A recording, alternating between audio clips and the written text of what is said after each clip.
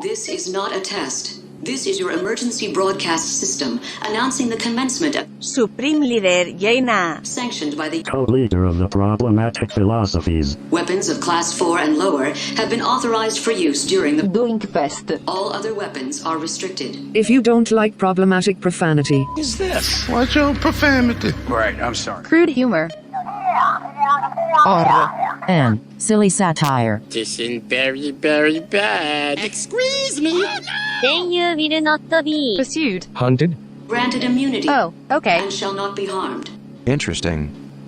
Just kidding, you will be hunted. You will be destroyed. absolutely destroyed. Dead. Demolished. Ha ha. LOL. Commencing at the siren, any and all crime, including murder, Nice. will be legal for 12 continuous hours. Oh, hell yeah. Police, fire, and emergency medical services will be unavailable until tomorrow morning at 7 a.m. when The interview finally ends. Thank God. Hell yeah, brother, mother, sister, daddy. Fuck yeah, baby. Blessed be our new founding fathers and America, a nation reborn.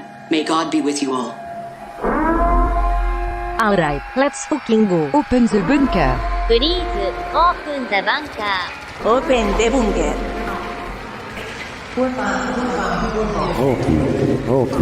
Open. Here we go, baby.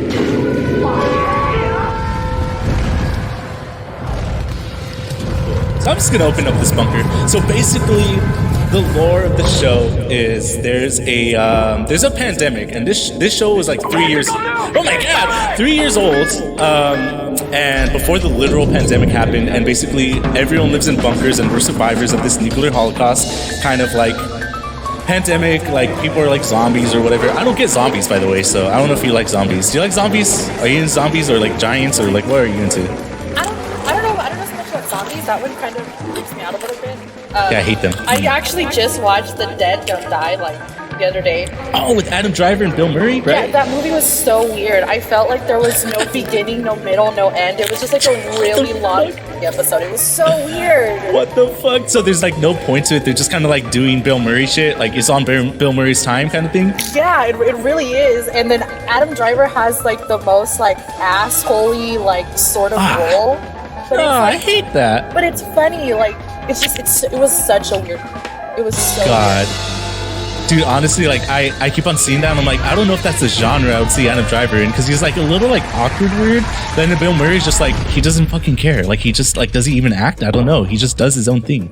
Yeah, he's literally just hanging out getting paid. Like same with that other zombie. He's in 2 zombie movies. Dude, fucking give it a break, dog. You know what he is. Yeah. I totally forgot about that other one. Yeah, and he was just Bill Murray. Like he wasn't even acting. He was just like, he was just dying. himself. Yeah, like that's all he is. That's all anyone is, right? I mean, like that's a no.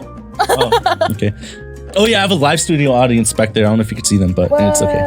Yeah, no, don't worry about it. Okay, well, hello everyone. Welcome back. Where am I going to look? I'm going to look over here actually. Hi everyone. Welcome back to Problematic Philosophies. Oh, I'm not recording this. Oh no.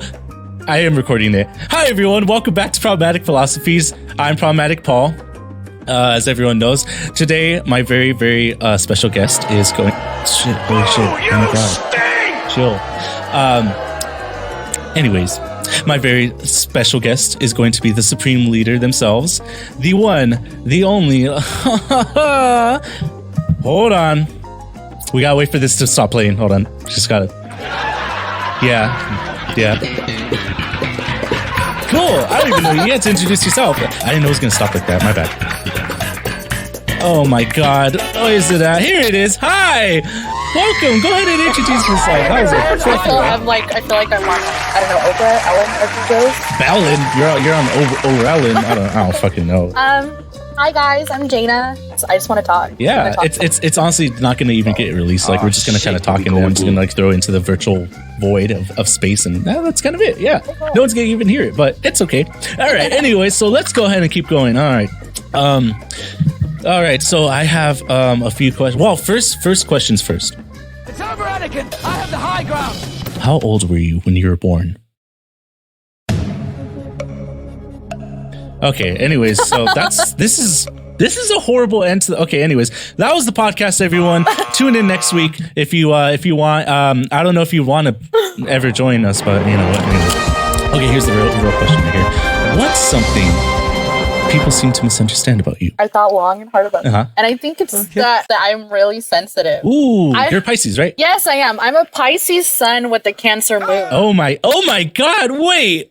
Yo, just get rid of the Cancer moon. Oh my God, you are, como se dice, a shipwreck? I don't know. Yep. No, I'm kidding. I'm totally kidding. No, I'm not kidding. Yeah, with the Virgo rising, okay? So it's... Oh my goodness. Yeah, so I cry. I cry a lot. Like, I feel like that's like, and then, like, I'm underestimating how much I know. I don't think I cry sometimes because I'm sad.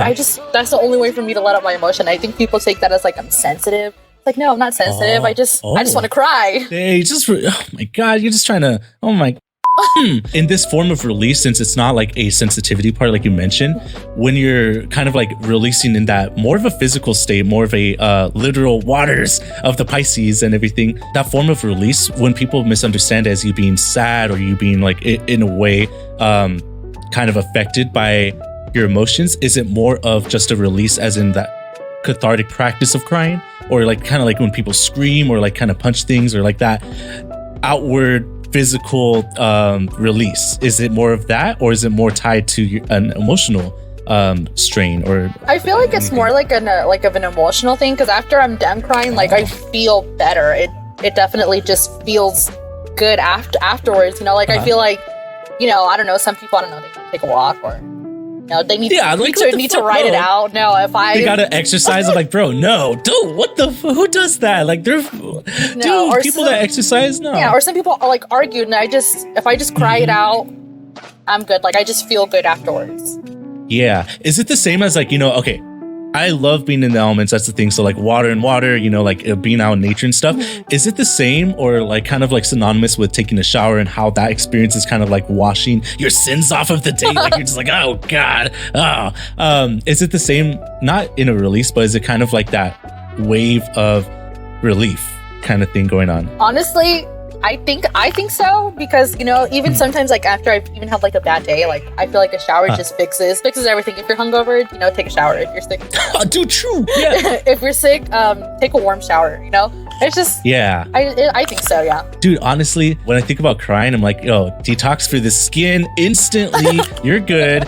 Honestly, it's so healthy. It's such a good release. I'm like, I don't know. Like, honestly, I haven't been able to cry because maybe I am like dehydrated. That's the literal only thing. That's the only thing I could think about. Like, if I'm dehydrated, I'm like, no, I can't cry. But you know that it's like a stigma, like not just with like the gendered, like don't like boys don't cry and stuff like that. No one don't fucking gender me out there. The stigma of like don't cry because it's like seen as weak, and that's a misunderstanding through like, you know, society, like through culturally, you know, like just I don't want to assume your culture. Are you like Hispanic or Central American? Yeah, yeah. Okay, cool. Like in our culture, then it's seen as like a weakness. Like that's kind of the trope. But then it's also I definitely agree, because growing up, my dad was really intense. My dad was that's an Aries. So oh no, he got the phone. No. Yo, skip over that season. Goodbye. Yeah, so my dad's very intense, and when my dad gets angry, it's sort of like a huge blow up. So for me, like it was always just like super frightening. Yeah, yeah. And then I remember like when he would yell at me, I would just cry, like immediately just start crying. And as I got old, like, and he would get mad that I would cry.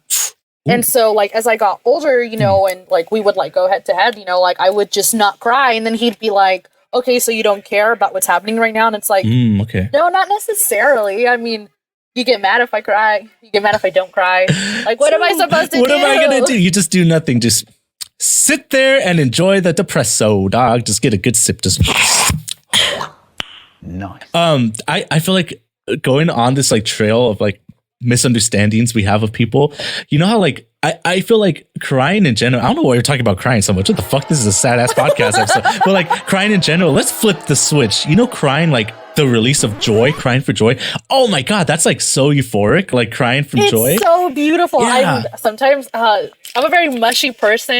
Pisces. So when it comes, I know. So when it comes to love and all that great stuff, you know, I just eat it up. And so for our anniversary, my boyfriend made me this gorgeous and most beautiful playlist, and I listen to it, and like sometimes like I love to like I just cry, like, and it's like just a couple of tears, but I'm so happy. Yeah. It's just It's such a beautiful playlist. I listen to it and it's like, that's so cute. What's it called? Is it public? No, it's not. It's probably private, huh? I don't know. I made it on Spotify. Oh man, Spotify, release it, please. So oh my God, that crying of gratitude. Oh, like just being grateful for like being alive and just like, oh my God, I can't like, I don't know. It's seldom do we ever get that experience of like, you know, like being so happy and so overwhelmed by emotion. We just have to release in some way. I feel like that's a conversation about like crying in general. Like it's just the practice of like, you know, it's almost like a quirk for some people, or like kind of taboo. If someone sees you crying, like you could expect an extreme emotion, but it's never seen as like a healthy release. And I don't understand why, which is why I'm going to ask you, because you know everything and I don't know anything. And that's what this podcast is for. Here's the question. How can we culturally and societally change the approach to crying? Like how can we have that conversation with kids, children, about like, hey, it's okay to cry, and not use that as a form of escapism, as a form of, oh my God, I'm running out of time. Oh my God, no. So yeah, I'm really bad at forming questions, so that's my bad. Kind of like allowing them to use that as a practice, use that as a form of release, yet being responsible of knowing that they can't use that as a form, like you said, like of blaming it on something or someone and being like, yo, I'm just gonna cry so to guilt trip them or something, you know, like, or for them to feel bad. Yeah. How would you kind of approach that behaviorally? That's a good question, because it also has to do with what I do for work, you know? Tell the audience what you do for work. Why don't you? Well, audience, I am a behavior analyst. Oh my God. She analyzes behavior. So how's that different from is that kind of not different, but like, is it kind of like counseling therapy, planning and strategizing growth for a specific age group of people, or is it just a more broad and general practice that you're into? That is a weird question that I don't know how to. I don't even know what I just said right now. Let's just keep going. Just keep going. So no, I totally understand. So because I'm not necessarily an actual ABA therapist just yet, it usually is very broad. Like when I get like certain like kids that I need to work with, I usually get like a file. I read about the child, you know, it allows me to like plan accordingly, like how we want to approach it. Do you know what I mean? So it's really, I just prepare them how to work like in a social setting and how to work with other kids, because what I've noticed like through my job and like some of the kids that I get, they don't know necessarily how to work with other kids, or even just how to talk, because a lot of the kids come off as aggressive, but they don't necessarily mean to, you know? So we have to like work, you know, we do a lot of like almost like role playing. I'll be like, oh, can I play with you? And some of the kids will be like, no, back off. And I'm like, no, we can't do that. We have to respect one another. You can say like, oh, I don't want to play with you right now, but ask me later. Yeah. So the form of communicating, like, dude, I would just go up to these kids. Whoa, you're trying to not fight with me, bro? That's some of these kids are brutal. Yeah. Like, oh my gosh. I also work as a private tutor. Ooh, okay. So some of the children that I work with too, that I tutor, also happen to be on the spectrum, you know? So our tutoring sessions sometimes, you know, are really long, they're really lengthy, because we have to get through this. We have to get through the homework. Yeah, all of it. Yeah. So I was doing a gravity assignment with one of these kids, and I have the directions that the teacher sent me. I'm trying to explain it to the kid, and the kid is just not understanding. They want to do it their own way. They want to multiply other numbers into the equation. I'm like, no, we can't. Like literally won't work, bro. Like, come on, bro. They're like, do you even know what gravity is? Like, yeah, with Sandra Bullock, dude, I've watched it before. Out of here! You were just bored, bro. And I was like, I'm trying to help you. They were like, oh, do you even know what English is? Because you're not understanding. Oh, it's one of those things, like just trying to insult you in some way. That's so. Oh my God. I didn't even know what to say, and then they hit me with that. Wow, I didn't know that I was going to be tutoring myself today, and I was like, oh my God, yo, who is this kid? I mean, that was a good. That's brutal, but that's a good comeback. Damn, they're only like 7. I was like, I would so cry, sorry. bro. I would cry instantly. I'm so sorry. I was like, I guess I don't know what gravity is. Yeah, I'm like, teach me, son, teach, and then that's just like, all right, like clock in, clock out. That's it, dude. The child's teaching you now. Just that, man. I know. I was like, okay. Dang, that's quit. Bye. Yeah, it's like bye. All right, you have my raise. You have everything going on. It's like, how do you even? Oh my God! Like behaviorally, it's so hard because, of course, we understand the affects of how it could rule out in someone's life. You know, like that one experience could almost in the most extreme sense be a trigger in the future about like, you know, of someone communicating. Like if someone's like, yeah, this one tutor was just like not like letting me have it when I was 7 years old and I was being brutal, and then like they were just like hooked to fucking worse, and they were just like not letting me do my multiplication, and ever since then I hate authority figures or something, you know, like that one experience. And so especially like interacting with folks on the spectrum is talking about like ableism in education and ableism rooted in our everyday lives. We don't consider not saying like you and I, because you and I are perfect, obviously. Let me go switch to this camera. Hello. Okay. You and I are amazing people. Yet everyone else is a piece of shit, you know, like obviously easy. It's ill considered that anyone could be on the spectrum, and the way that they interact could definitely be less of a behavioral thing and more of just a normality to them. And that's how it's rolled out in their brain. That's how they would communicate. It's like you said before, it's like, hey, do you, when you're talking to another kid about like, is it okay if I play with you? And they're like, just like, no, like just straight up no. That is their boundaries, and that those are the ways they communicate. And no is a simple no. It's not like no, I hate you, or like no in a curt way, but that's just how they communicate. And it's a challenge for a lot of people that aren't aware of it or educated as yourself, or in behavioral sciences, or in any therapy or counseling that way, to understand how to approach that. And that's a huge thing of like trying to unlearn not just ableism, and unlearn all these like stigmatizations of people on the spectrum, of people with mental illnesses, of people with any disabilities in any way. Even if we acknowledge that, even if we aren't drawn to the stigma and like weighted by it, it's like, how do we do that? Like no one's taught us. There's no like fair answer of like how to do this normally, how to interact. And for that, like I guess I'll form a question for you. It's like that based off to the first question. It's like how do you think we should kind of like approach that, like start teaching people that, you know, like start integrating that into our everyday interactions of being like, hey, let's just be mindful of like, these people aren't like us. These people aren't like your brother, sister, mother, daddy, father, sister, brother, sister, mother.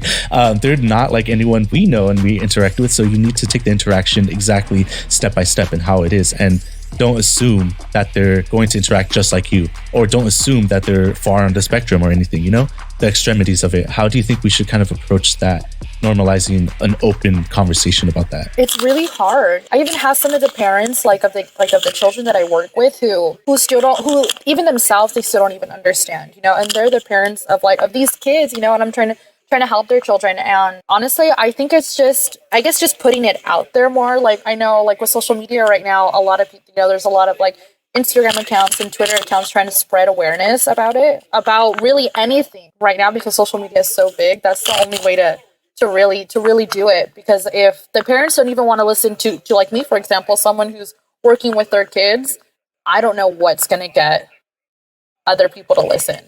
So it's definitely really hard.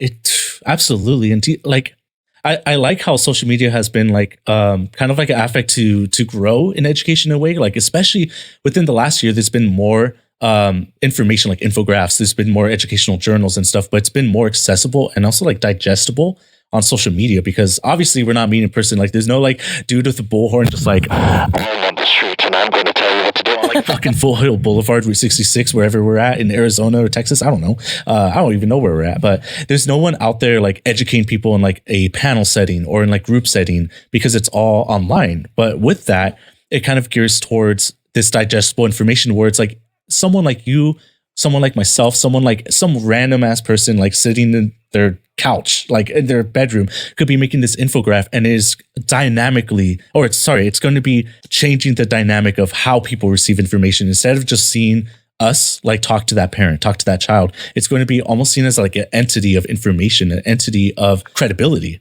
And that's kind of another thing. It's like, do you feel like people kind of like misunderstand you and your limits of credibility, and they put limitations on you prior to you even saying anything in some way? I do think so, because where I work, I'm actually the youngest person. Yo, that's sick though. What the fuck? Yo, show them up. Yeah. That's so cool. I have like even some of the employees there, when I first got there, some of them were really rude, because I mean they're all older gentlemen and women. And I'm like, screw you guys. Because when I got the internship, I was 20 when I got the internship. Oh shit, that was like 30 years. That's awesome, dude. 30 years ago. Fuck. I know. You're still on it. Yeah. You're like Benjamin Button now over here. Yeah, so and then like I would like talk to like some of their parents. I think I had 2 instances where they requested someone older.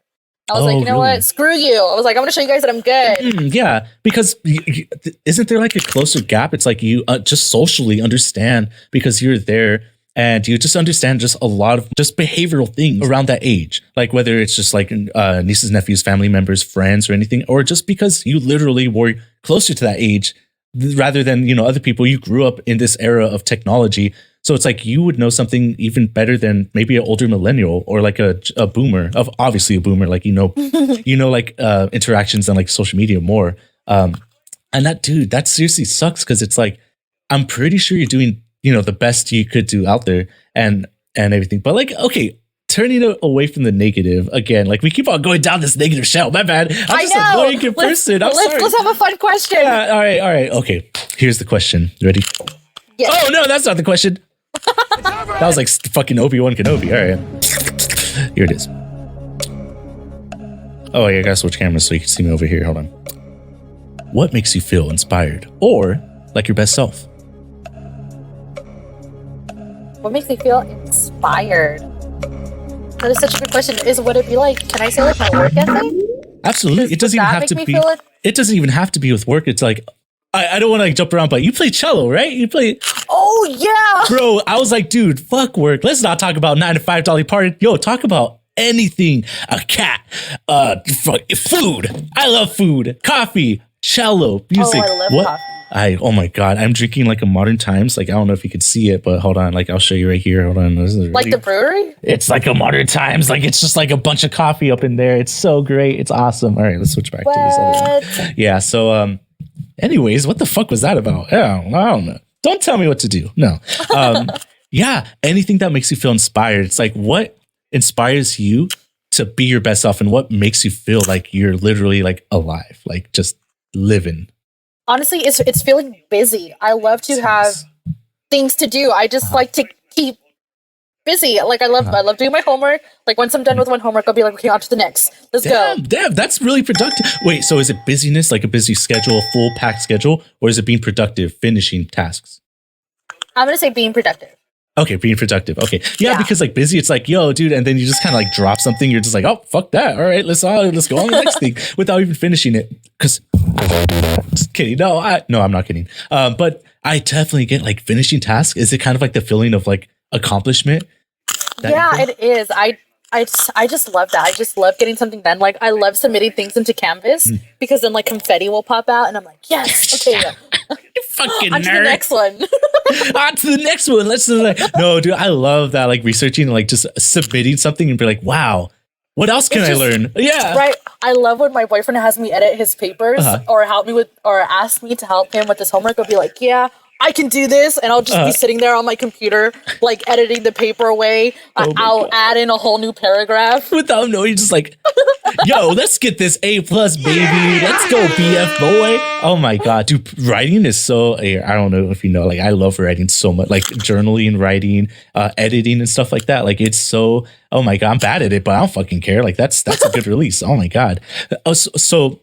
Regarding that, oh my God, we're gonna go down the dark tunnel again. Here's the fucking, I don't know. Should we go down the dark tunnel? Yeah, we're gonna go down the dark tunnel. Listen here, buddy, we're gonna go down. You take that sip of water. I'm gonna go down to the side.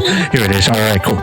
With feeling inspired and feeling motivated to be productive, I know a lot of people do have trouble with that, especially coming to the paniversary of this pandemic. So, what would you like honestly suggest, since you have more enjoy and feel inspired to be productive? Do you have any advice or any tips or any like tricks or anything like a tech trick like on how to be productive and how to find that self-motivation to kind of get to that point? I would say maybe find a hobby. I feel like that's get a life basically. Okay. That works so well during like when the pandemic like first hit. My boyfriend actually bought me a bass. He bought me this gorgeous perfect cute purple bass. Well, I'm like rolling away. Why am I rolling away? I don't know. You're like R2D2 out here. Oh my God, what the? Oh, that's the wrong sound. Bruh. He's always out here. Oh my God. That was good. Yeah, I have this gorgeous, like, beautiful purple bass. It's so, it reminds, when I use it, I feel like Hannah Montana. Yeah. Oh, shit, that's sick. Yeah. Not Miley Cyrus? No, they're different people, so I get that. No, it has to be Hannah Montana. Yeah. And yeah, like, when the pandemic hit and I was at home doing nothing, I was like, you know what? Like, let's pick up this bass. Yeah. And then just recently, my boyfriend bought me roller skates. He bought me these cute cheetah print roller skates. Yeah, dude, those were sick. Too bad they blew up. I'm sorry about that. My condolences, but in the nuclear blast. But they were sick, bro. Oh my god, dude, the roller skating, like, it's not even a fad or a phase. Like, I'm so glad it cycled back because it's always been a thing. But like, yo, I remember people like roller skating, like just like getting basses, getting music, and just like doing their own thing. And like, I'm never going to say the pandemic was a blessing or it was a blessing in disguise because it's a horrible fucking thing. I'm just kind of relieved and grateful that people kind of took a step back and revisited things that they liked musically or just like athletically or just like in the joy of life in other ways to like find a way to cope. And like, that was so fucking cool to see like so many people hop on like roller skating for the first time or again, or like just music and shit. I'm like, oh, bro. But so like with finding like inspiration, do you find like a line of like where inspiration, I guess like not just with work ethic and being productive, but also like creativity and with inspiration of finding projects to do, where do you find the threshold of being inspired by something, being motivated, and kind of just taking the energy and kind of plagiarizing that productivity more so on the creative side, as in like, kind of like appropriating that workflow and just being like, yeah, I am the one that's like I am the almighty productive person, Malige, or even plagiarizing and stealing artwork or creation? Where's that kind of threshold of inspiration to you? So if we're talking about like inspiration and motivation for being productive, right? Well, being productive, it would be like, when are you doing it in an unhealthy way and you're just doing it because it's routine and habitual, but you're just not being productive or edifying for your life? You're just getting shit done, being busy, but it's not going anywhere. There's no path to it. And then I guess we'll just separate the second part to another question. I'm like, oh my god, they're two separate questions. My bad. I feel like when I procrastinate when it comes to homework, because like sometimes I do get lazy, or I do get a little down in the dumps, and I just don't want to do work. But then like work begins to pile up, and I'm like, oh shit, like I have like 6 different assignments that are due at 11:59 on this, and it's already like almost 9 o'clock, and I'm like, well, Quizlet, here I come. Yeah, let's find out where the fucking who's the one that leaked it. Communist comrade, please give it to me, please. Yeah, and at that point, I'm really just doing the work to get it done and not really retaining information. And I hate to say that, but I mean, it's like I also need to get this work done. I mean, I need to graduate. I want to graduate. Yeah. Oh my god, everyone out there, use this Quizlet. That's it. They are god. You can wait for every class or everything. You use Quizlet for like how to like cook and stuff. Like that's a thing. I don't know if you knew that. They have Quizlets for everything. It's wild. Serious? Yeah, like I literally have to like look up things because I get so insecure about like anything. I like last year I looked up how to drink coffee because I was drinking coffee wrong. Because it would always spill. And I was like insecure. I'm like, why does it always spill? And then I was like, how to drink coffee. And literally I was drinking it wrong. I'm serious. I'm like, yo. So now I'm insecure about like every little habit I've had because I'm like, yo, my grandma did me wrong. They taught me wrong. And like, I seriously like think, oh my God, it's just a rabbit hole. But I'll get on to the next question. Because we're dividing the questions now. Okay, so let's see. So the second part of the question, I don't even remember. Hold on, what is it? Oh, do you remember? Okay, yeah, they remember. Okay, so the second part of the question was, where's the threshold and the boundaries for creativity of when you want to make music, if you want to copy someone's style or like just, stylistically do, speaking of cello, like if you want to do like a specific vibrato and then someone would be like, yo, the principal chair is just like, I do it like that. That's how my finger moves. I'm like, yo, shut the fuck up. But like in a creative sense and or with art, with tattoos, with hairstyles, with anything, where's that threshold of kind of like plagiarism and copying someone for you rather than inspiration and admiration? I feel like it's really hard. Okay, so I'm gonna take an example. There is this tattoo artist that I follow on Instagram, and I guess he was like rambling about that some other tattoo artist like took his design, and then another shop got involved, and they were like, dude, it's been done for like years now, and they brought up like the same image that's been just getting replicated. Yeah. So I don't know, because it's so hard, because someone may think they came up with it, but then someone's going to be like, oh no, I've been doing this. Yeah. Like nothing's original out there. Like, yeah.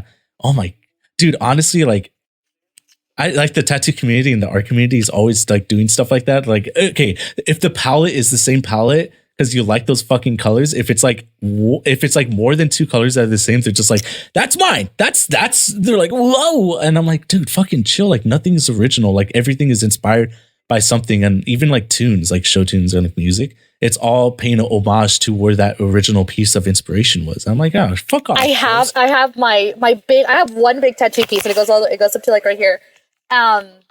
Like after I got it done and everything, my friend, like she replied to my story after I got it done. She was like, I have a tattoo just like that, placed in almost the exact same spot. Like, why would you get something like that? And I was like, whoa. I was like, no, there's no copying here. It's just like, I like that too. I wouldn't even, okay, maybe not a friend, more like a colleague or mutual. Acquaintance. Yeah, mutual. We just follow each other. You know, we didn't even really talk. I haven't talked to her since high school. Yeah. And she was like, yeah, why would you get that? And I was like, I don't know. Yeah. Because I want it. Because it's cool. I mean, if I saw someone with a similar tattoo as me, which is very easy to find, like I'm very basic as fuck out here, but like I would be like, yo, friend. I would be like, we like the same shit. This is more reason to connect, which is why you get tattoos. It's like self-expression, but it's just like, yo, someone with a tattoo is really fucking cool, and then you want to connect with them. And then second, you don't want to be like, oh, what your tattoos mean now? But you just want to be like, oh, that's really cool. Like, who's your artist? I like that style of tattoos too. It's like, yo, fuck off. It's not. Get out of here. Okay, here's another question for you. Speaking of like learning experiences, because I like education, and I think you like education too, because you're in education, right? Yeah, you're like going through it. You've been going through it for like what, almost our whole life, like K through 12. Think about that. That's like 14 years and then plus, like, oh my god, that's like math. Anyways, here, let's start it over. What's the most important thing that you've learned in your life in this past year, at least? What was your life like before learning it, and what is your life like after learning that? Within the past year. Let's not go too far, because if we go too far, it's just going to be a story of your life. Just write a book about that. What is it called? Autobiography? Write a book about that. That's not for the podcast. No. Within the last year, what was something kind of like expanded on, kind of like grew into or grew out of? I'm still working on it. I'm trying really, really hard, but it's not to be so like I'm so closed up. Okay, I'm very closed up. So I'm trying not to be so. I want to be more open. I want to be more out there. Like extroverted, or kind of like just open and transparent? More extroverted. Okay, extroverted. Oh, have you taken the Myers-Briggs, like personality test or character traits or anything? I had to take it for a counseling class, like my first year of college. It was weird. I had to answer like that test was like the one that the professor gave us was like 30 minutes long. Yeah, and I was super like, long. I was like, do I even know myself? Yeah. Do I know who I am? That's like me. I'm because we don't see each other on the outside perspective in the third person, like interacting wise. And I'm like, what would I say? Like, it's almost like most of those questions. Do you feel like they're kind of like, I wish I could answer like that, or like I wish I was like that, but you're not there yet? I think that all the time when I take those BuzzFeed quizzes. Yeah. I'm like, I want to pick that answer, but I know that's not me, and I have to pick the one that's true to me because. And I get like I have like a crisis while doing those, and it should be fun. It's BuzzFeed. Yeah. It's supposed to be cute and quirky, and you're just like, oh my god, it's over, bro. I can't even think about who am I? And they just like turn to Jean Valjean, and then it's just going down downward spiral for me. Yeah, it's just oh my god, spiraling. Well, with that, it's like so you want to be more open, you want to be more extroverted, which is extremely hard because it's kind of like. We're limited in so many ways. We're all in our bunkers, hopefully, and we're all like kind of like struggling to kind of connect with people in more face-to-face fashion. Do you kind of like refer to being open as in being more talkative to people and carrying on a conversation, interacting with a broader spectrum of people, or just kind of reconnecting with people you already know? Maybe they're like acquaintances, friends, or family. Where are you kind of at in the process of opening up right now? I'm usually very talkative. I think what I mean about like being more extroverted, I think it's maybe just being less afraid to do things. Oh, okay. Because I'm very afraid to do things. You know? What are you scared of? Who are you running from? Oh my god! Why are you running? Why are you running? I have no idea. Like sometimes I feel like I have like the most like irrational like fears. Like I can't. I just freak myself out sometimes. Man, I don't know why. I don't know why. Like the day my boyfriend bought me the roller skates, I was trying to go. I was so scared to stand up once I put the skates on. I feel that because you could be like, whoa, you could just like fall over. I had no idea what I was doing. And my boyfriend was holding me and he's like, come on. He's like, you can do it. And I was like, I can't do this. I can't do this. Oh my god. I can't. I just can't. Guys, every time they make a decision, just falling down and stuff. But it's like, does that? Do you kind of feel like that was a fear or like kind of like a concern like inserted before the last year, or is it kind of something they're like, I'm gonna open up, and then like right before you're just like, I am fine where I'm at, you know, like I am comfortable, and comfortability is all that. Oh, you've always been scared. Why? So the day that I went out on the roller skates, my boyfriend also wanted to teach me how to ride a bike because I don't know how to ride a bike. Me neither. I just kind of like sit on it. It's all that trick. I'm just like, yeah, I ride a bike. It's just like a Segway or some shit or a hoverboard. Ah, God, I hate that. I just never learned how to. Well, I know why I don't know how to ride a bike. When I was younger, my parents bought me one. I sat on the bike. My parents were ready to teach me. I fell, never got on it again. I was like, I'm literally just planked down. You're just like, Okay, I would do that because I'm like, balance. Like, you don't know you had to balance on the bike. You're just like, wait, was it a tricycle? They didn't give you a tricycle thing or like a little training wheels? They got me normal bike. Bro, that's a Barbie bike. That's cute, but like, damn, dude, get the little training wheels so you don't die.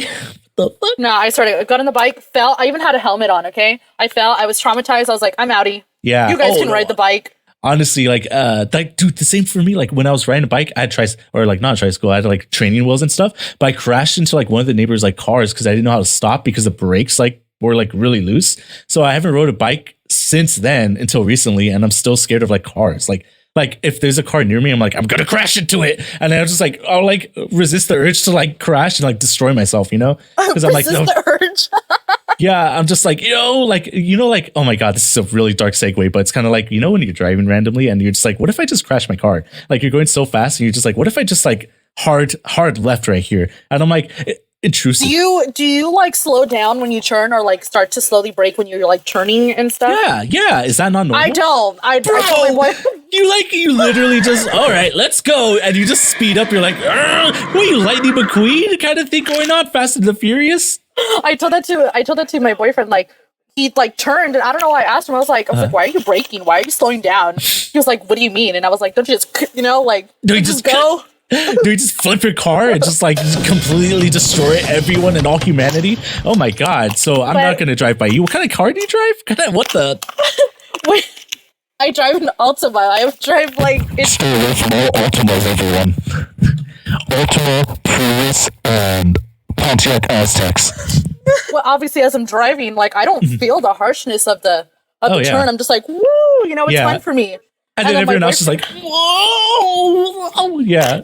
And then one day, my boyfriend did it, and I like flew against the window, and I was like, why would you do that? And he was like, that. He was like, that's oh my God. That's that. And I was like, oh. That's literally how it feels. You just, oh my God, you just get smashed on that window. Dude, that's why I'm afraid to like drive with anyone else, because I'm like, everyone thinks they're the best driver. And I'm like, not to toot my own horn or anything, but I'm like literally like a professional driver. Yeah, I'm the worst driver I know. And I'm like, oh God. Like, but then when you drive with other people, you kind of like understand that like everyone has that like mentality of like, they are the best driver. And that's why so many people in our state like get into fucking crashes and stuff. They're just like, yeah, I'm the best. And then they're just like, whoa, and they don't even know their car. And like, it's so scary to know that like we're driving these like death metal trap machines that are like multi-ton, like destroying bombs with gas. And I'm like, oh my God, dude, think about it. You're so dangerous. But stop, I never want to get in a car now. I'd never. Oh yeah, good thing there's no such thing as cars. We're just in a bunker and we just float around on our like antennas. Here it is. Cars, I don't know her. I know that movie. It's awesome. They made the whole Arizona, Colorado area just to film the movie Cars. It's awesome. Oh wait, let's start this question over again. Here it is. Ready? Oh, like the ride at Disneyland. Yeah, they built Disneyland just to film Cars 2. No, as well. Not 2, but I love it. Yeah, Mater is like a fucking comrade. Like, I'm pretty sure. Like, he's comrade. That ride that they have too, where you're like sitting in the little tractors and that like swings you. Oh yeah, that inertia. I'm just like, whoa! It's like training us to like go to space or something. I'm like, bro. Like, I'm like, oh, this getting is like whiplash as I'm on the ride. I'm like, swing me harder. Yeah, they're like, they can spend money. Here it is. They're like, oh my God. Same with the teapots. You get off that, you get ignorant as fuck. Honestly. I love that. Is one of my favorite rides. Oh, do you remember the first time we rode a teapot? Like, when was the first memory or the most potent memory of riding your teapots?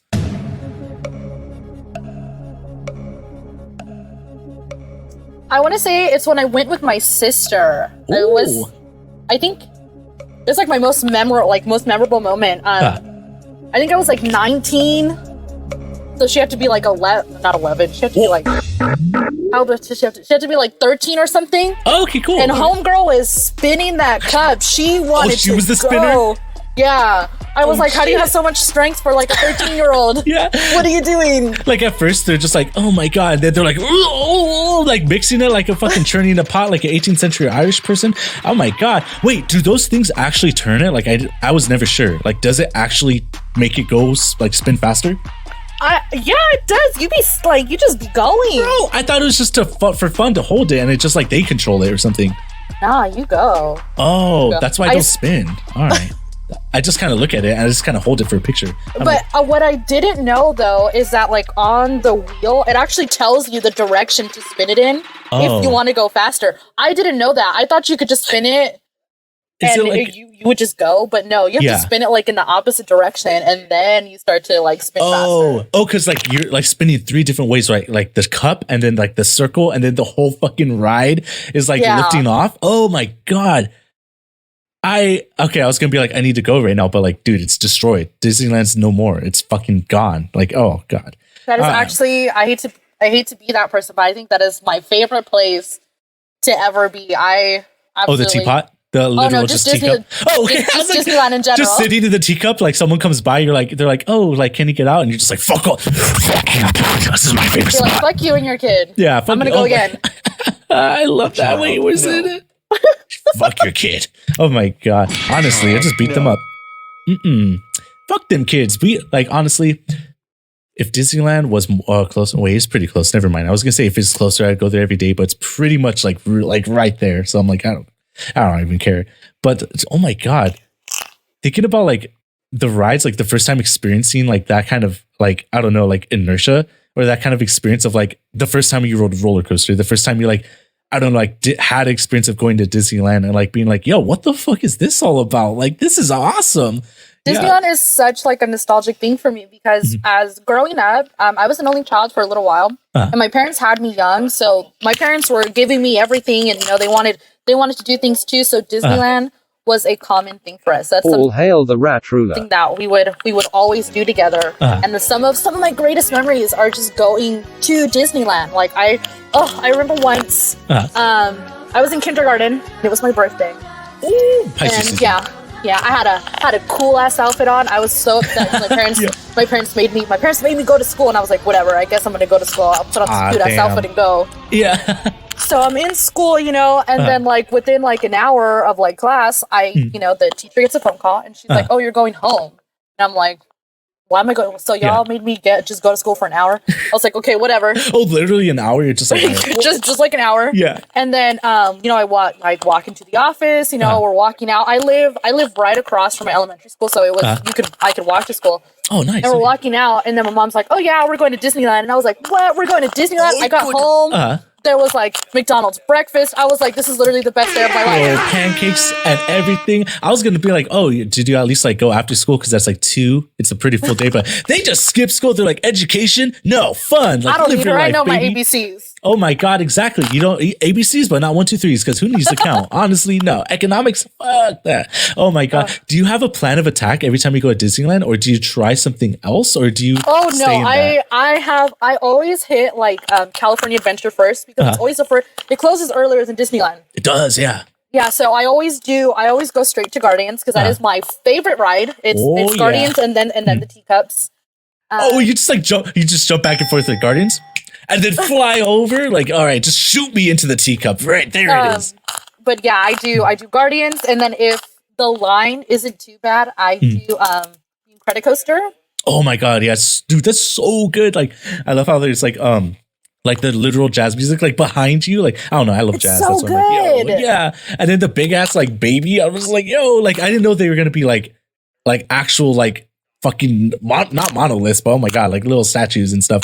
So I was freaked the fuck out the first time. I was like, oh, whoa, but it's so cool. Oh my God, like I definitely love Pixar Pier. I like what they did with it. I thought, at first I was a little skeptical. I was like, I don't know, but then I got to like experience it. I was like, this is good. I can do with this. Yeah, you're like, I approve of this. Yes, this message is great. And I can't wait to see what they do with even though rest in peace Bugs Lifeland, I don't know, with Bugs Land. It's gonna be like the Marvel Academy, right? The Avengers Academy. Yeah, the Marvel campus, the Avengers campus or whatever it's gonna be called. Bro, that's gonna be so cool. It was kind of weird, like walking out of the Bugs Life thing, because I don't know if you saw the sign, but it's just like bye, period. Like it's kind of passive aggressive. It's just bye. And I'm like, I know, I was so sad. I have another funny story. Okay. So I was again very young. My grandparents took me to Disneyland. Oh, okay. And we went to, we were going to go watch the Bugs Life show, and Essentials. It's tough to be a bug. That's what it's called. I love it with the fucking like what's it called? Spiders coming down. They're just like, and you're like, dude, bro, oh my god, fuck off. Yeah.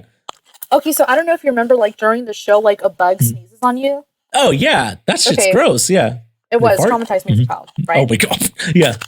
So, we're done with the day and, we get home and I'm really tired. I just want to go to bed. But my grandma's telling me that I have to shower. And I'm like, I don't want to shower. I want to go to bed. But then she's like, don't you remember the bug sneezed on you? And I was like, I froze. Like I halted and I was like, oh my God, get me in the shower immediately. Yeah. I was like, but it's not. Oh it was just water. Yeah. I know. Well, except the fart part. Like, what the fuck was that about? Like, with the disgusting. Stink bug? I was like, it's literal fart. I don't know. What was your childhood path of like going to Disneyland or like your trips? How were they kind of planned out with your family, your grandma, any of those? We did a lot of mainly just Disneyland, not a lot of California Adventure. So I loved all the dark rides. Those were, as a kid, obviously those were my favorite, except for Mr. Toad's Adventure, because I don't like that part where you go to hell. I love that part's so, like an acid trip. I'll do shrooms that go on it. I'll just be like, yeah, let's go to hell, baby. Here we go again. I don't like them putting chemicals in the water. It's so terrifying, even now, like at 22 years old. Yeah. Like I think about that part and I'm like, send me to hell, baby. Just judge me. Like it's so wait, it's like, why do they even have that in Disneyland?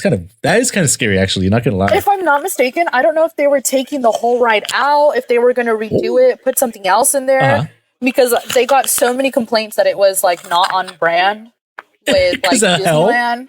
Yeah, I go to Disneyland to go to hell. Yeah, I mean, I do. I'm just like, yo, like it's like an existential crisis. It's like, did I really go to hell? Did Mr. Toad just destroy me in this ride? Like, it's so like, I don't know. Same with the Winnie the Pooh ride, where you go into that the Hufflepuff. Yeah, I'm like, bro. I'm not Hufflepuff. The Humpalufs. I know what you're talking about. I don't even know what it is.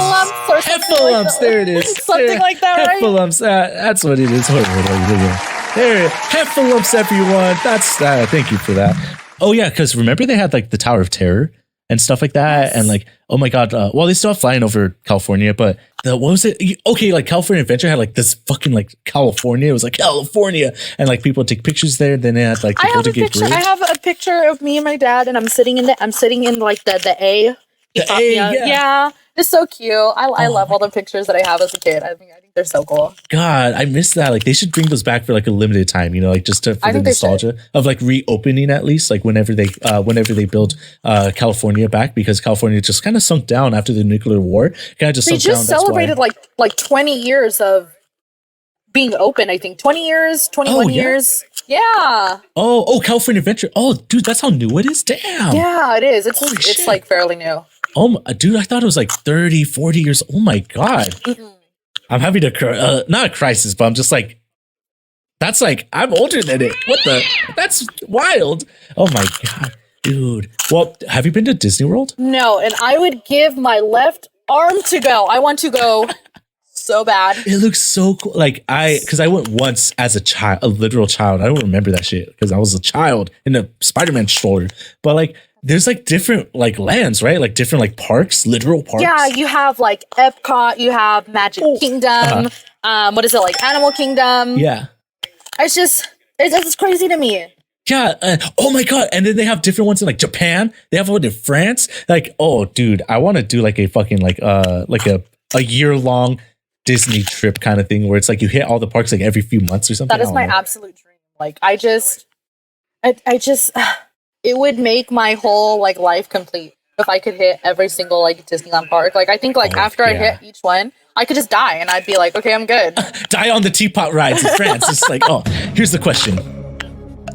So you already want to do the trip to Disneyland, all the Disneylands. Wait, should I go to this camera? Is this camera working? Yes. So you already want to do the trips to all the Disneylands. The question is, not when would you go, not where would you go.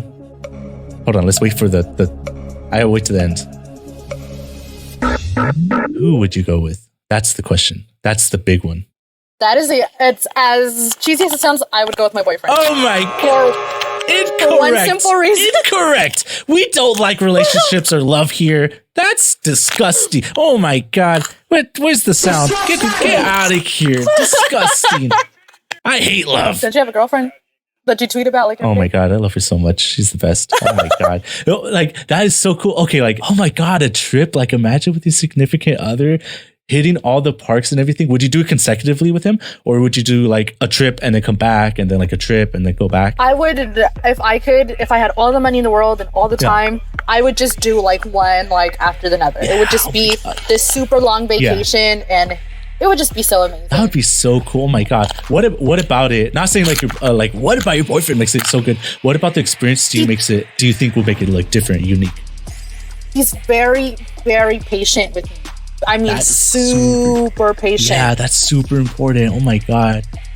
Yeah, my parents joke around and they tell me that I'm high maintenance. I don't see it, but you're like, I close my eyes. Okay. Like I pretend, I just don't understand. Yeah. But my boyfriend is so one of the most patient like guys I have ever met, and he doesn't like. I find it hard sometimes to like be around certain people because I just get annoyed so easily, and I don't know why, and I always end up like feeling bad. But he doesn't annoy me. He just sometimes he just kind of stands there and he just exists, and you're like, awesome, fuck yeah. He'll talk to himself like when we go to Disneyland. And the how the railings in like a Jungle Cruise, like they look like wood, or like in Indiana Jones, like he'll slap them and he'd be like, I wonder what this is. Yo, that's so that's same. Just like thinking, like he's on his own trip, kind of like thinking like a whole story is like interesting, and then like just doing like he'll just like have those outbursts of stuff to himself, right? Like conversations to himself.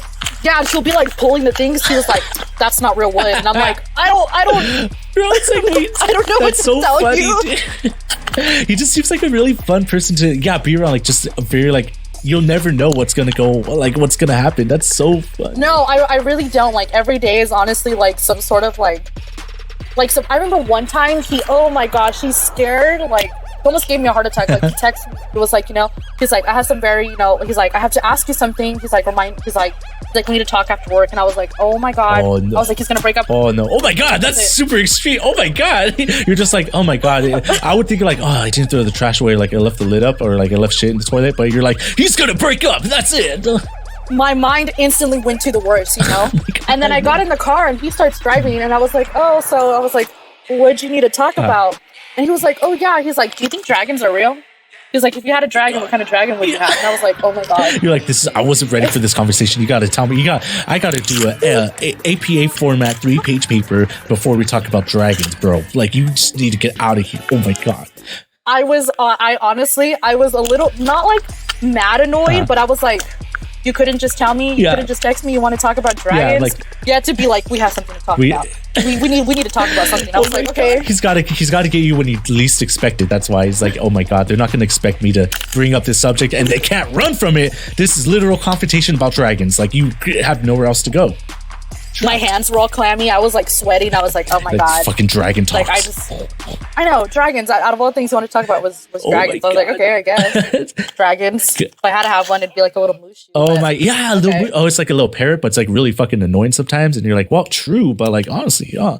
And, it's really interesting that people can't handle like particularness. Like you said that your family said like high maintenance and stuff. And like, I hear that word being thrown around. It's like, it feels like some sort of insecurity in me as well, because it's like that word. Let's see, our least favorite words: high maintenance, being too much, overwhelming, being loud, which is like extroverted people are like, I'm very extroverted, I'm very loud. I'm just like, yo, what the fuck is up, dog? But it's like those words are honestly, I think you'd get along very well with my boyfriend. Oh, I would. I would just slap this and be like, well, that's a piece of wood. No, I'm kidding. I do that same thing. I'll bring him lunch to work, and I won't text him when I'm there. All I gotta do is just listen for him. And he works at Home Depot.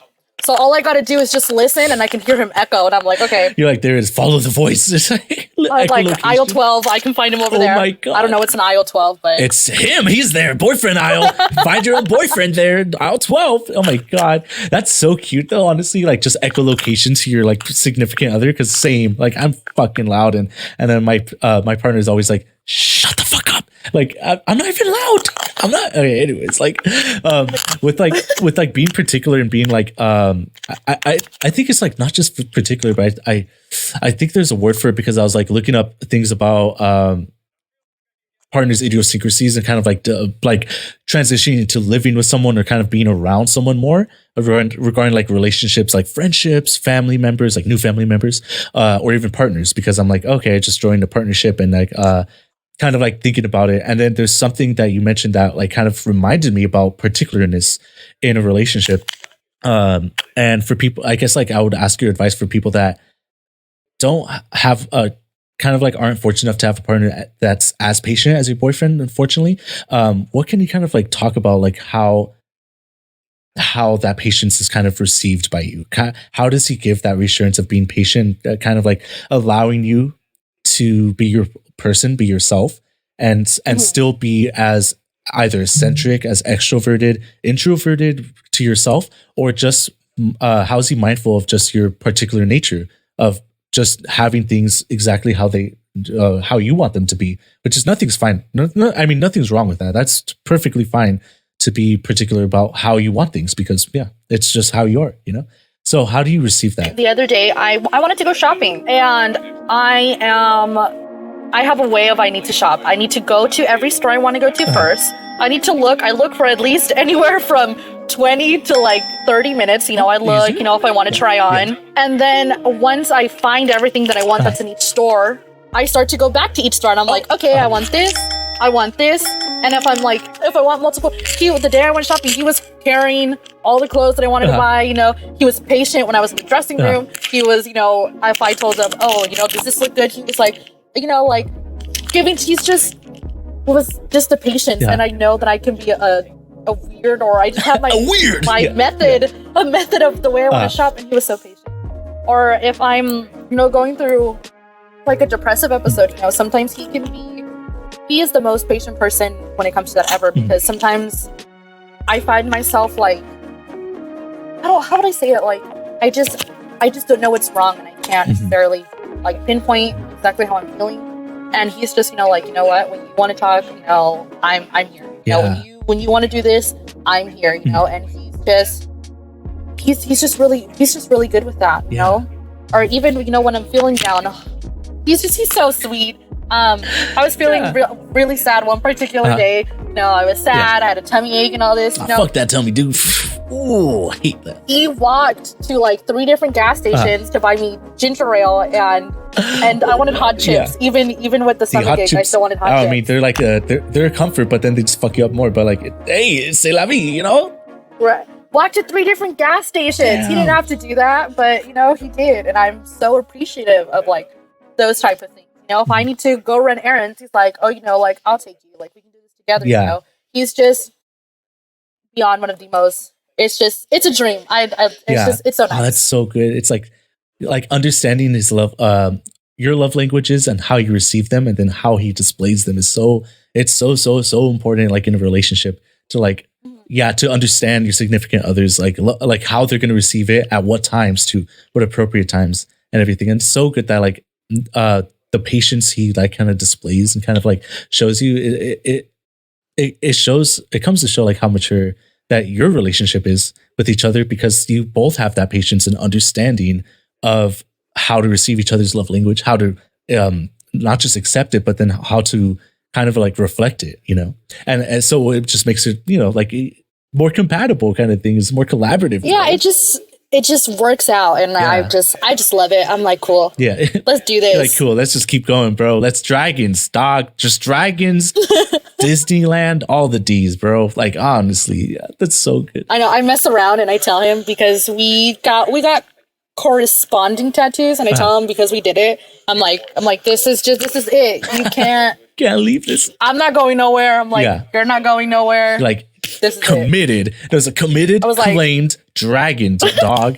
Oh my god! Hey, that's really cute. What kind of tattoo is it? What kind of collaboration? You want to see it? Yeah. I have it right here. Awesome. So we're gonna show this on an audio podcast. So I'm gonna describe it. It is a cat with is that a cowboy hat? I'm gonna say it's a cowboy hat. Yeah. Oh my gosh. So it's a cat. Oh, I have a sound for that. I'm sorry. Keep it up. A cat with a cowboy hat. Playing some poker. Oh my god, I see the red ink. I thought it was purple for a second. I don't know why, but oh my god, I love black and red ink. Oh my, thank you so much for showing me that. That's so cute. Yeah, and his is. Let me see your arm. Let me see your arm.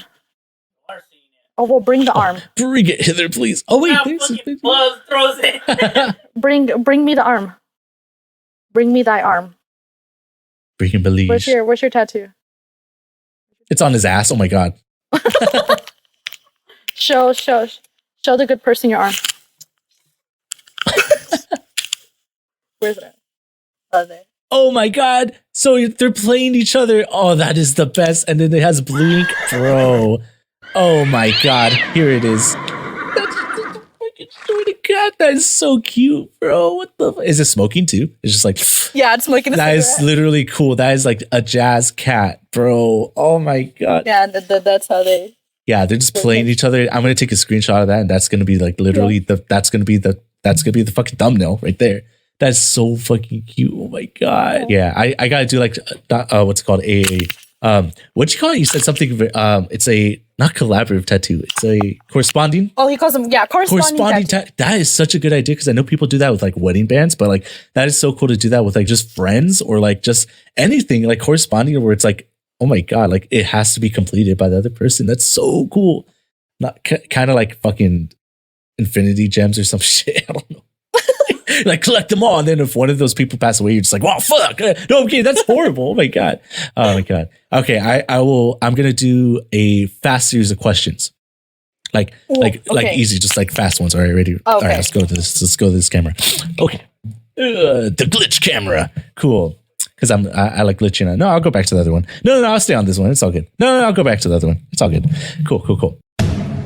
What is the best compliment you ever received? Someone said that I was so in tune with my feelings and other people's feelings that I'm able to create good relationships. Oh, are you more of an empath or are you more of a person that receives emotions how they come?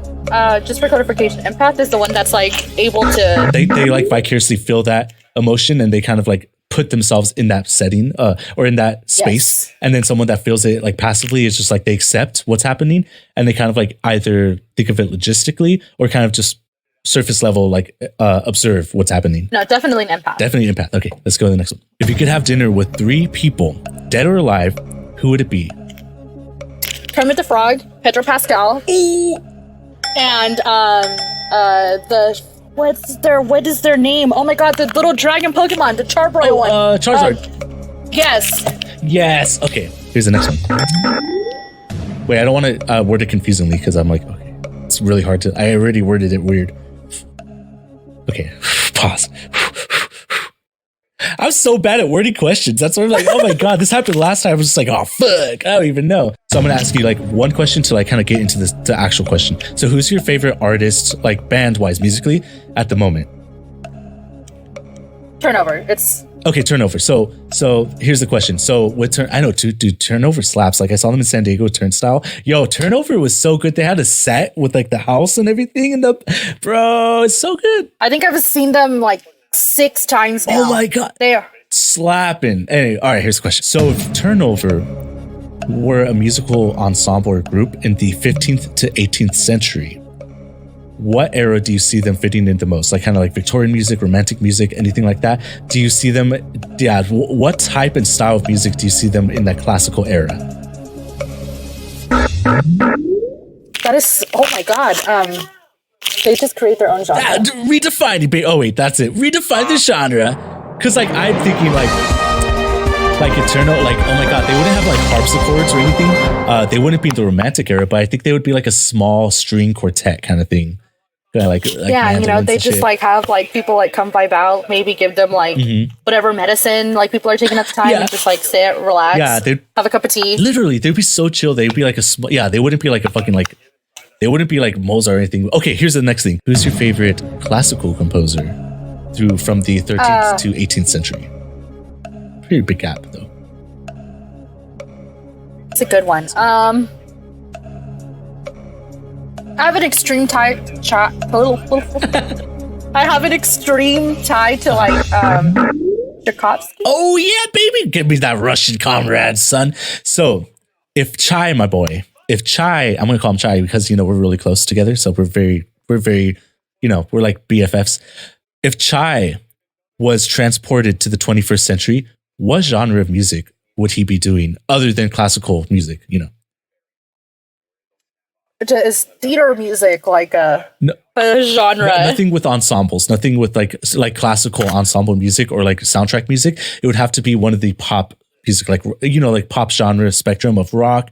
It could be jazz. It could be show tunes, but it would have to be like The Great Showman kind of thing. I get you. Yeah. I think show tunes, because I feel like a lot of what we see Tchaikovsky is a lot of like we have Swan Lake, and then Swan Lake there's like animated movies and stuff like that, right, and then we have Sleeping Beauty. There's so many different renditions of Sleeping Beauty, and then we have Romeo and Juliet. Oh yeah, I feel like those are like the three big ones. Yeah. Oh my god, I could see it. Yeah, like he would literally do soundtracks and stuff and like video game music and oh my god. Yeah. Let's see. That was a really good answer, dang, for like turnover and also for like for Chai boy. All right, last question. No, that's we already asked that. No, that's we already asked that too. We already asked that too. Okay, easy question, easy one. If you were to have a billboard with anything on it, I'm gonna change the question because I sent it to you earlier, but I'm gonna change it around. So if you were to have a billboard with anything on it that says something about who you are, what would it be? What would be the defining thing that fits on a billboard space, whether it be a sentence, ad space? What would it be to kind of promote who you are? Really, you can't use your name. Okay, question: if I had a billboard, what is important about blind? That's just one. He's like, like I'm cats. blind. You like cats? Let's see. Justice for blind Pisces. That would. Oh my god! It would be like a service announcement. It would be like it would be like a. Oh my god! It's like a call to arms or something. It's just like justice for the Pisces. and it'll just have a bunch of cats with like knives on there or some shit like that. I don't know. Oh, in little fish costumes. Oh my god! Oh, in little fish costumes. So it's like yeah, the cats are in little fish costumes. Oh my god! I saw one of those. Like it was like a fish, and then it was like one in an alligator. I don't know why. I'm like, oh, okay. Like, oh my god. Oh my goodness. Thank you for joining me on this nice little stroll outside of the bunker. It was an honor to speak to you, Supreme Leader. Finally, speak to the leader themselves. Everyone out there. Yes, you. Yes. Thank you. Yes. Everyone out there is finally cheering on. Do you have anything that you want to say, like anything to shout out, anyone you want to shout out, anything to broadcast into the abyss and the void that will never hear your voice again? I'm going to give a shout out to Brutus. That's all I have to say to him. But I love that. I love you. That's all they have to say before they explode into the bunker. Well, thank you again, Supreme Leader. If you have anything else you would like to say, these are your last seconds before we all die, basically. I have a bunker. I don't know about you. Like, your bunker is probably destroyed, but I have my own little bunker of safety. And that's kind of it. Yeah. Drink some coffee tonight if you didn't. Dude, this cold brew was wild. It's almost like my teeth are vibrating. You ever feel that when you drink coffee and you just feel like... Yes, I definitely know what you mean. Like staticky. I'm like, oh god, like I like it, but I don't. It's uncomfortable. I love that feeling. It makes me feel like TV, like when the TV goes all crazy. I love that. Oh my god, the TV static. Yeah, it's like your like mouth is like a numb or like asleep, and I'm just like, whoa. I feel like the poltergeist. Like I'm poltergeist, like reincarnated. You're just like, I'm just torqued, baby. I'm just wired. Oh my god, maybe I do like it. Maybe I'm just uncomfortable with something I like. Maybe it's just like one of my things. I'm like, oh, just accept it. Yeah, accept it's like, is this what humanity and life is? Like, like when like something's too good for it to be true, it's like, is this what happiness is? I don't know. Coffee's happiness. That's why I'm like, when I get jittery and stuff, I'm like, yo, I'm just fucking like amped. That's why like drugs feel like, I guess, I don't know, so off to shit, baby. God. Oh, there's the one. Oh, it's closing.